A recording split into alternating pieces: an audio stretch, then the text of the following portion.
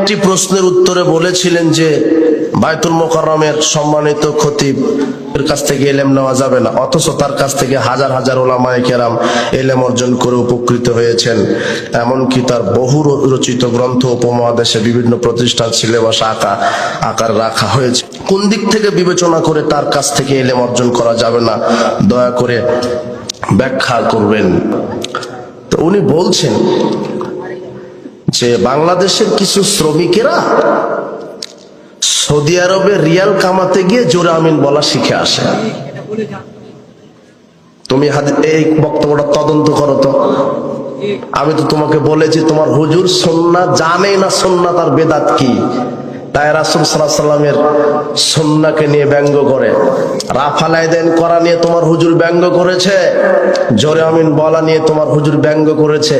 তুমি ফেসবুকে দেখোনি পায়ের সাথে পা মিলানো নিয়ে ব্যঙ্গ করেছে। কুকুর তার চাইতে ভালো, কুকুর যারা রাসূলের সুন্নাহকে নিয়ে ব্যঙ্গ করেছে। কেন? কুকুরের জান্নাত জাহান্নাম নাই, আর সুন্নাহকে নিয়ে ব্যঙ্গ করলে তার কি আছে? জান্নাত জাহান্নাম আছে। তোমাকে আমি আর কি দিয়ে বুঝাবো? তো তুমি এই কথা লোড সামলাতে পারবে নাকি? বলছে যে রিয়াল কামাতে গিয়ে জোরে আমিন বলা শিখে আছে। তার মানে তোমার হুজুর সৌদি বিদ্বেষী। রিয়াল কামাতে গিয়েও তো কাবা ঘরে সালাত আদায় করে। আর রহমানা সুদাইস ইমাম আছে না, উনি তো জোরে আমিনই বলে, তো অর্থা দেখে তো শিখেছে। তার মানে তোমার হুজুর কাবা ঘরকে সহ্য করতে পারছে না। তোমার হুজুর আহলে হাদিস প্রোগ্রাম বন্ধ করে কেন? এরা কোরআন আর সুন্নাহর বক্তব্য দেয়, জোরে আমিনের কথা বলে, রাফাল আদানের কথা বলে, পায়ের সাথে পা মিলানোর কথা বলে, গণতন্ত্রের বিরুদ্ধে কথা বলে, শিরক বেদাতের বিরুদ্ধে কথা বলে। তাই তোমার হুজুর বলে যে থানাতে কেস করে হলো প্রোগ্রাম বন্ধ করো, মসজিদ ভেঙে দাও, মাদ্রাসা ভেঙে দাও। তোমার এই হুজুর এত পদের বদ, এরা যদি সুযোগ পায় কাবা ঘরকে ভেঙে দিবে। এরা